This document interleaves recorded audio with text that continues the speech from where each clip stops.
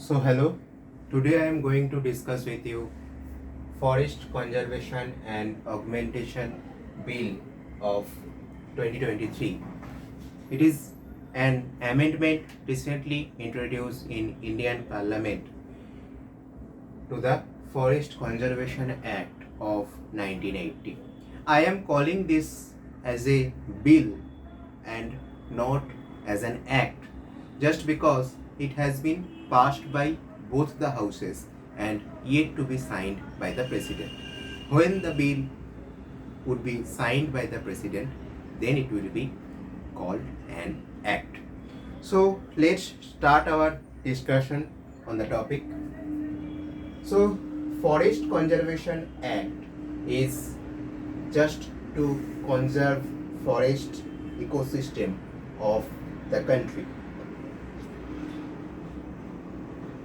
So what is the new 2023 bill to amend Forest Conservation Act? I am calling this Forest Conservation Act of 1980.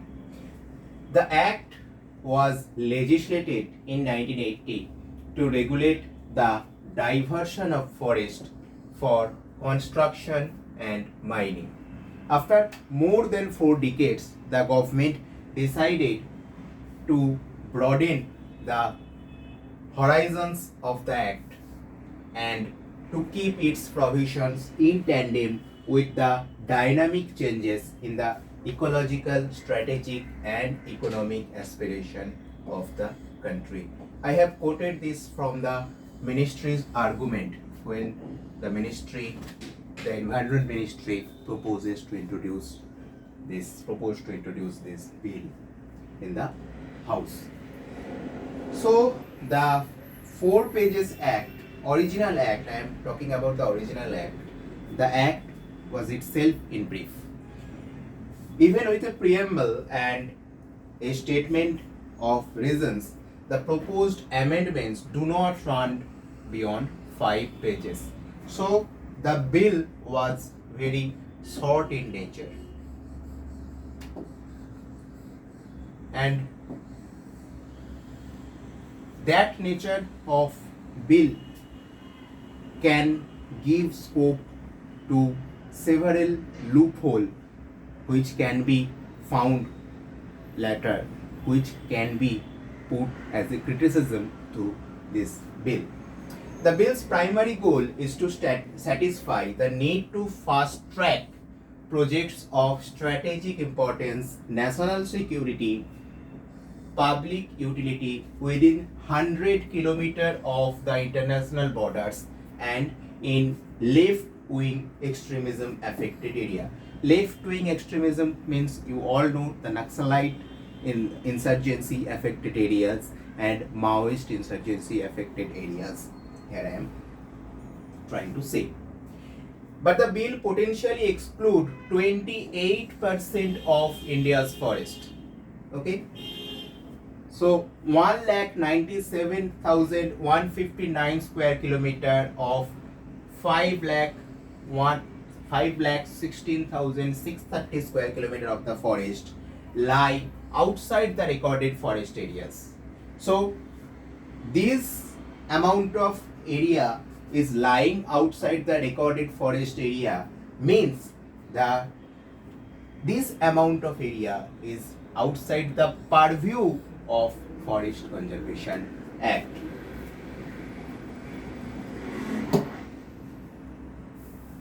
Next, how the bill got passed in the houses. Let us discuss that thing first. The bill was not referred to relevant parliamentary standing committee. In this case, that parliamentary standing committee was to be on Parliamentary Committee on Science and Technology, Environment, Forest and Climate Change and headed by none other than Congress MP Mr. Jairam Ramesh. So what is the standing committee? So let's discuss what is the standing committee. So broadly there are 2 types of parliamentary committee. Broadly there are 2 types of parliamentary committee. One is called standing committee and the other is called ad hoc committee. So, what is standing committee? The standing committee is that committee which works on a continuous basis, and ad hoc committee is temporary and cease to exist on the completion of the task handed over on it. So there are 6 categories of standing committee. One is finance related, means financial committee. One is departmental standing committee.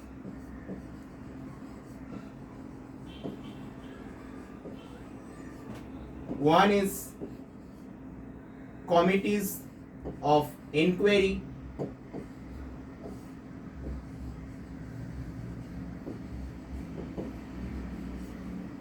And the next one is committees that relate to day-to-day business of the house and the housekeeping committee or service committees. Okay, so when a bill is circumventing that standing committee, that is in turn leading to formation of hasty legislation, which in a way is making risk to weaken the democratic structure of this country. Next, in Indian system, this is not mandatory to send the bills to the standing committees, but it is left to the discretion of the chairperson. Chairperson means in case of Lok Sabha, that is the Speaker of the House, and in case of Rajya Sabha, the Vice President or the Chairperson of Rajya Sabha. So, by giving discretionary power to the chairperson, the system has been specially rendered weak in a Lok Sabha where ruling party is enjoying a brute majority.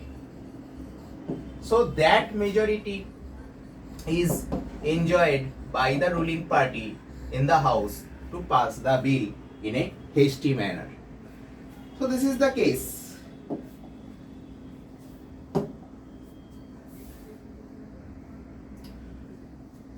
Next, the JPC, means Joint Parliamentary Committee, did not propose a single change to the bill in its report despite receiving around 1200 representations, including objections from tribal groups, conservationists, environmental lawyers, activists and citizens group.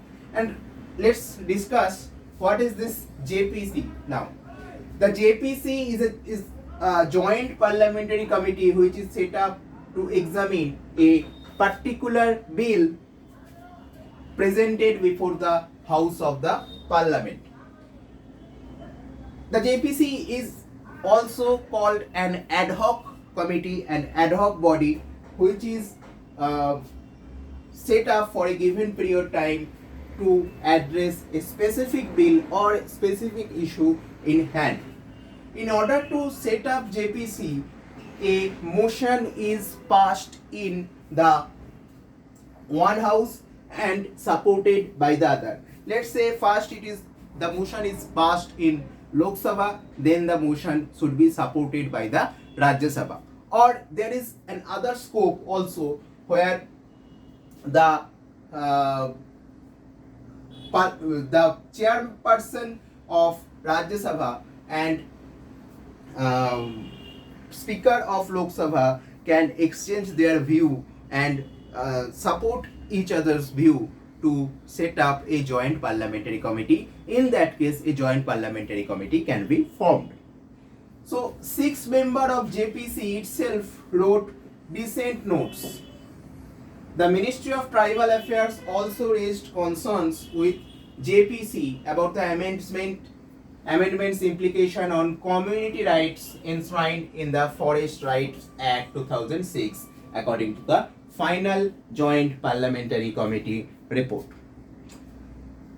During consultation, the JPC accepted Environment Ministry's inadequate justifications for the proposed amendment and even responses that were not related to the question that had been asked, raising concerns about the integrity of the parliamentary process. Means the JPC just moved from one core area to the concern about integrity of parliamentary process. Okay, to escape the basic reason of its formation, it basically gave free pass to the bill. The bill got a free pass in Lok Sabha as most opposition MPs were that time focused in Manipur issue. The violence happened in Manipur. Okay, so this bill got passed in a hasty process. So let's discuss the key features of the bill, which I have collected from the PRS website. You can visit that to get any any information about any parliamentary bill and a detailed overview of that bill. Sorry, PRS, it would be PRS. It would be PRS website. You can go to that website and get the details of any parliamentary bill, if it has been passed or not passed, or in it is in what state. You can get that knowledge also from the PRS website. So let's discuss the key features of the bill. So land under the purview of the Act. Which are the land which comes under the purview of the Act? The bill provides that two types of the land will be under the purview of the Forest Conservation and Augmentation Bill, or you may say Act, if it gets President's confirmation. So one type of land is land declared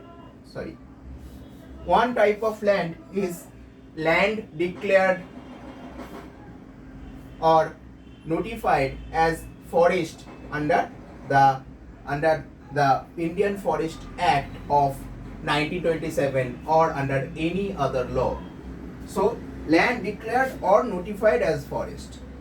And the next type of land, that is land not covered in the first category but notified as a forest on or after October 25, 1980 in a government record. October 25, 1980 just because the Forest Conservation Act was passed on this date.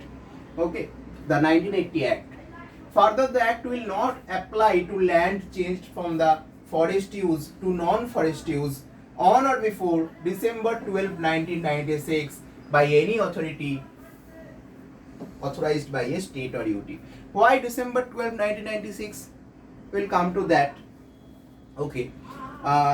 Next, look at the exempted categories of land. The bill exempts certain types of land from the provisions of the Act, such as forest land along a rail line or a public road maintained by the government, providing access to a habitation or to a rail and roadside amenities up to a maximum size of 0.1 hectare. Forest land that will also be exempted includes land situated within 100 km of the international borders. And then line of control or line of actual control for construction of strategic linear project of national importance and concerning national security. Line of control means that is situated in at India's ceasefire line with Pakistan, and line of actual controls is with China. Okay. Land up to 10 hectares for constructing security related infrastructure. So these are exempted categories of land. Land proposed to be used for constructing defense related projects. Okay. Camps for parliamentary forces or public utility projects up to 5 hectares in a left wing extremism affected area, whichever I was saying earlier. These exemptions will be subject to the terms and conditions specified by the central government by guidelines. So detailed guidelines will be provided after passing of the act and becoming the bill or converting the bill into act. The detailed guidelines will be provided by the executives. Okay. So next,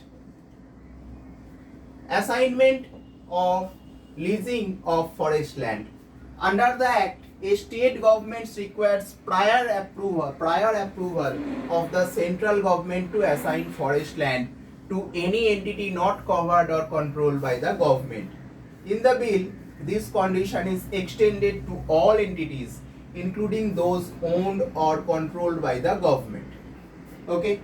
It also requires prior approval be subjected to terms and conditions prescribed by the central government.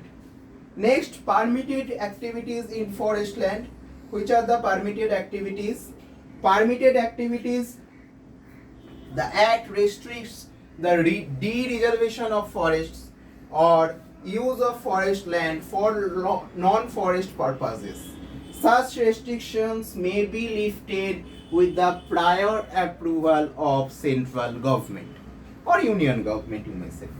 Non-forest purposes include the use of land for cultivating horticultural crops or for any purpose other than reforestations.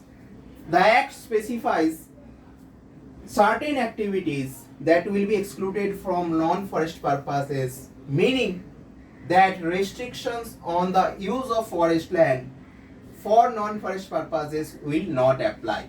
These activities includes work related to conservation, management and development of forest and wildlife, such as establishing checkposts, fire lines, fencing and wireless communication. These are exempted. Okay, these are exempted from permission. So these are permitted activities in the forest land. Okay. So next, the bill adds more activities into the list, such as zoos and safaris under the Wildlife Protection Act of 1972, owned by government or any authority in the forest areas other than protected areas. Next, ecotourism facilities. Next, silvicultural operations which will enhance the forest growth. Any other purpose specified by the central government. So look at this umbrella clause. Any other purpose. Okay. So it is a vague proposal basically. Any other purpose specified by the central government. Further, the central government may specify terms and conditions to exclude any survey such as exploration activities, seismic survey from being classified as non-forest purposes. Next, the bill adds that the central government may issue directions for the implementation of the act to any authority or organization under or recognized by the center, state or UT. Okay, so these are the key features of the bill. Next, I was talking about the 1996 year. Why 1996 year was chosen? So, T.N. Godavaran versus Union of India case is an important case in case of forest conservation. So, we must look at this case, that is in December 1996, T.N. Godavaran versus Union of India case, in the Supreme Court ruled that Forest Conservation Act 1980 would apply to all land parcels that were either recorded as forest or resembled the dictionary meaning of forest. Okay? Until then, the Forest Conservation Act would only be applicable on the areas notified as forest under the Indian Forests Act 1927. So in 1995, T.N. Godavaran filed a writ petition with the Supreme Court of India to protect a part of Nilgiri's forest from deforestation by illegal timber felling. So he went to the court, filed a writ petition for this illegal timber felling, and the landmark judgment given by the Supreme Court decided that Forest Conservation Act of 1980 would apply to all land parcels that were either recorded as forest or resemble to the dictionary meaning of the forest. Okay. In its first major order in the Godavaran case on December 12, 1996, let us look at the date. That December 12, 1996, which has been introduced there. The court redefined the scope of Forest Conservation Act 1980, suspended tree felling across the entire country, and sought to radically reorient the licensing and functioning of forest waste industries. Forest waste industries means timber felling, sawmill industry, all this kind of industry comes under forest waste industry. In this process, the court has gone far beyond its traditional role, okay, as the interpreter of law, and assumed the roles of policymaker, lawmaker, and administrator. Okay, so it can be said as judicial overreach. A case of judicial overreach, it can be said. It can be said that it is a case of judicial overreach. But here the judiciary has done a beautiful thing to change the definition of forest. Okay.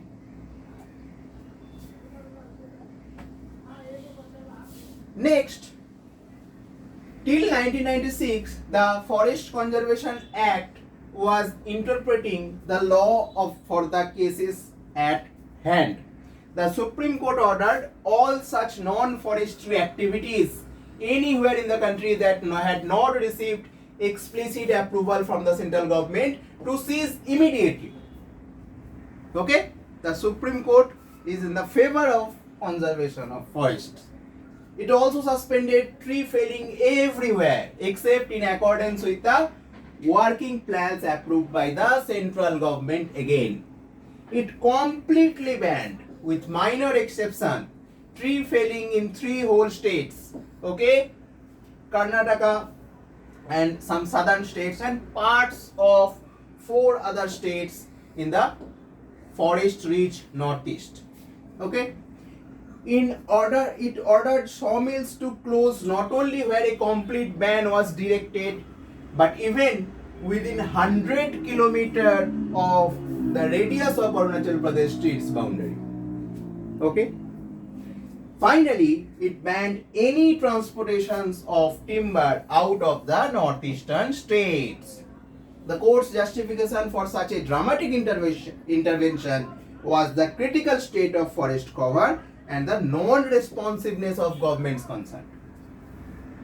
So, certainly in 1996, the state of forest conservation in the country was generally very poor, and that led to indiscriminate felling of trees, and that was very common in the Nilgiris and in the northeastern portion of the country. Okay, those are very diverse region of this country. Okay, so the new amendment bill proposes that the act will be applicable only on notified forest land and land identified as forests on government records, except such forests that were already put to other use prior to 1996 SC order. We have already said this.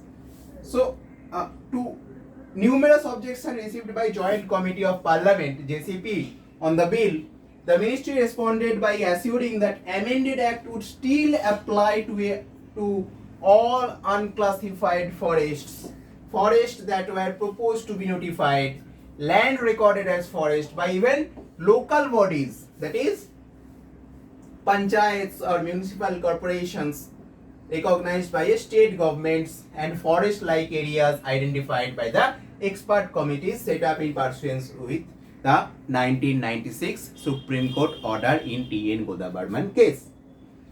But forest records in the country were in 1996 in very mess and continue to be in a mess. The Supreme Court had also asked the states to undertake an exercise to identify and notify their own deemed forest. But 30 years later, if we look, many states are yet to complete this exercise. In some case, Supreme Court order was even violated. So for instance, senior bureaucrats in Maharashtra consciously violated the court's ban on sawmill licensing and eventually attracting contempt of the court action. Okay? So these are the situation of forest conservation in our country. Next, what was the Environment Ministry's response? So to numerous objections received by the Joint Committee of Parliament on the bill, the ministry responded by assuring that the amended act would still apply to all unclassified forests. Okay, I have already told this. So the ministry also assured that any error would be taken care in the guidelines which would later be introduced by the executives, okay, to be issued after the amendment bill once get passed. However, according to Joint Committee report, the ministry promises to provide specifics on various aspects of the bill through the guidelines, leaving critical issues to the discretion of the executive at subsequent junctures.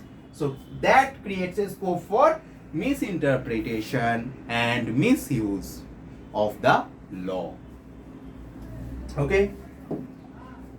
So that's the concern. Now let's look at the state's response to the new bill.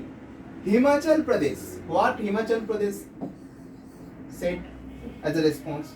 The state wanted the act to define the clause of national importance and national security. Okay, so these are very vague terms.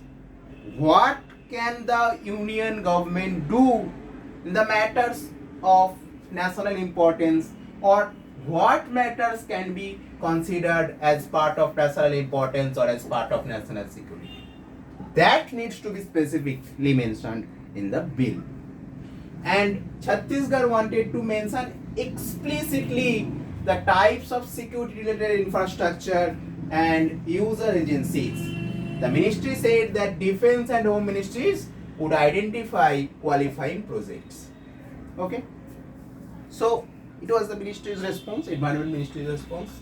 Sikkim was one of the smaller states to point out that exempting 100 kilometers from the borders would subsume the entire state and open up pristine forest areas, and wanted the proposed exemption limits to be reduced to 2 kilometers. So Sikkim wanted that 100 kilometer exemptions should be limited to 2 kilometers.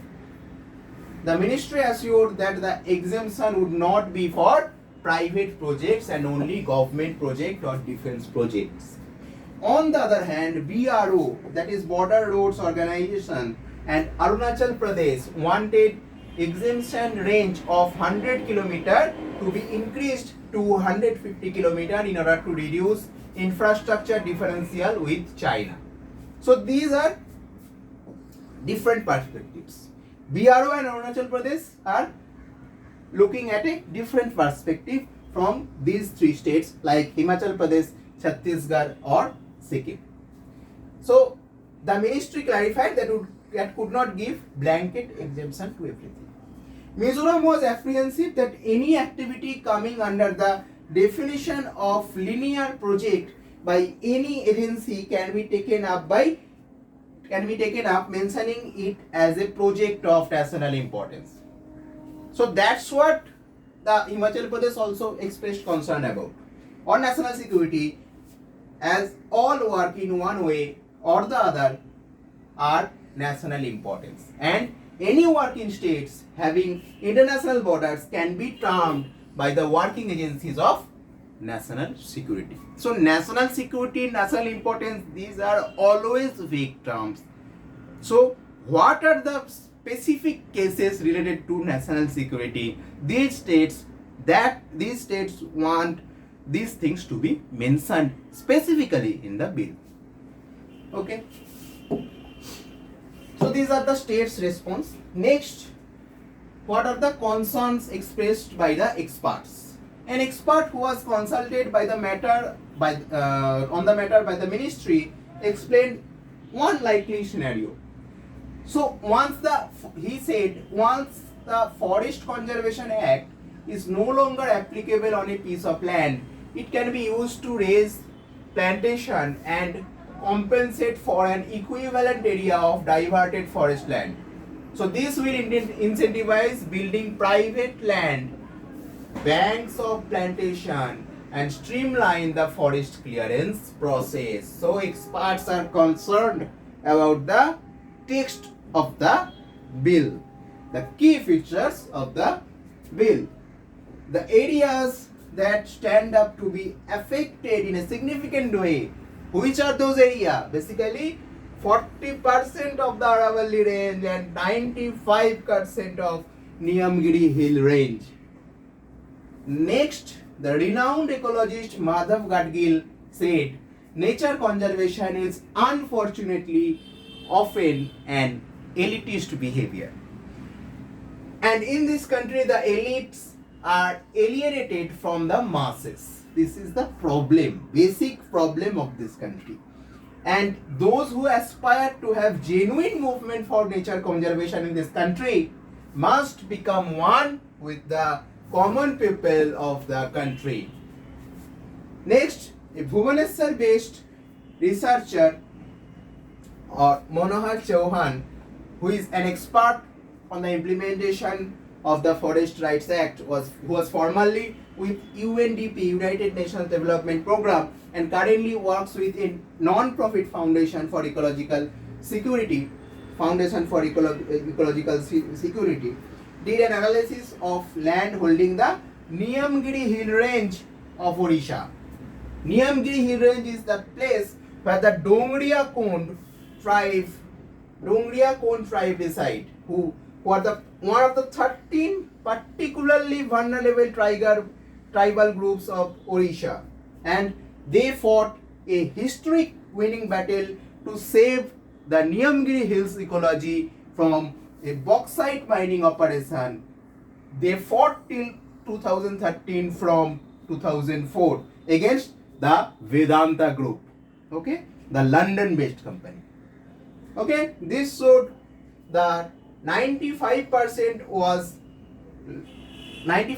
of land was not classified as forest in government records, as I have said earlier.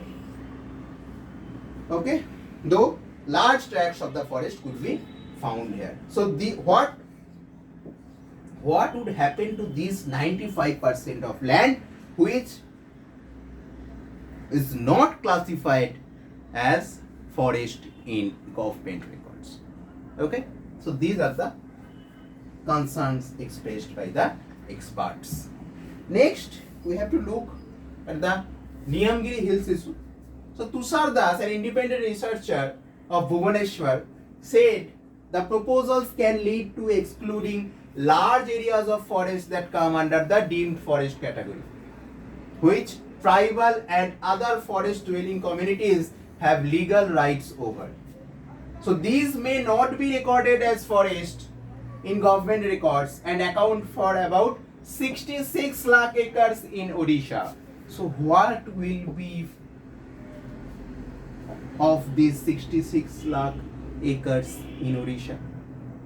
Okay, the Dongriya Kond treats the hills as the abode of their deity Niyam Raja. They protect and preserve these areas. So tribal population is already and always connected with forest.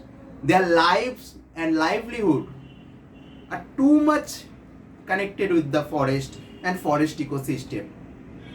Okay, they never treat forest as the other civilized population or the other civilized community treat as.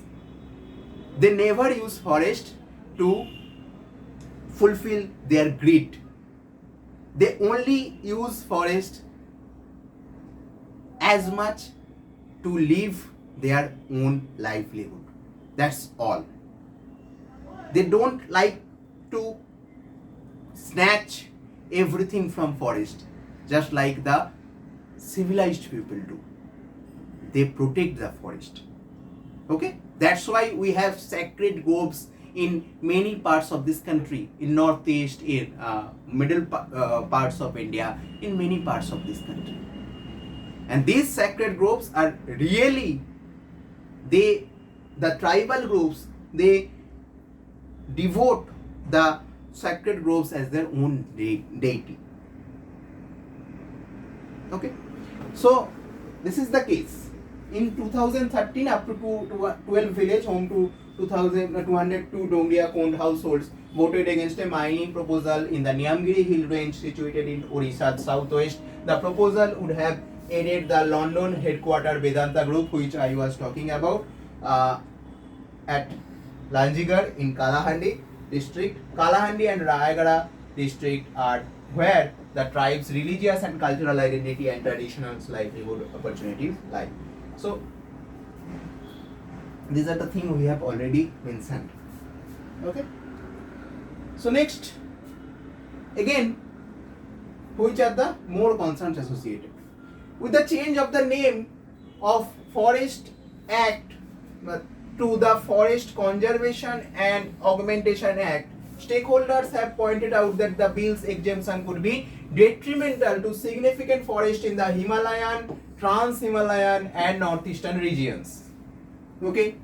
Recently, the centre informed that in the Rajya Sabha that its ambitious 72,000 crore Great Nicobar project may see 9.64 lakh trees felled to enable the construction of a transshipment port, an international airport, a township, and a 450 MVA gas and solar based power plant in the Great Nicobar Island, which is again a place of pristine ecosystem. Okay, the Union Home Ministry that has classified the project said that it is part of strategic importance. Sorry. Minister of State Environment Ashwini Kumar Choube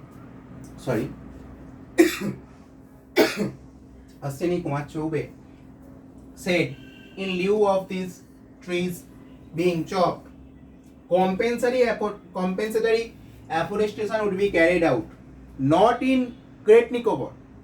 Okay, because the scope of plantation in Andaman Nicobar Islands is very limited. So where the compensatory afforestation would be taken place? In Haryana. Okay, so this is the government's response to the 9.64 lakh tree felling in the Andaman and Nicobar Island for its ambitious Great Nicobar project.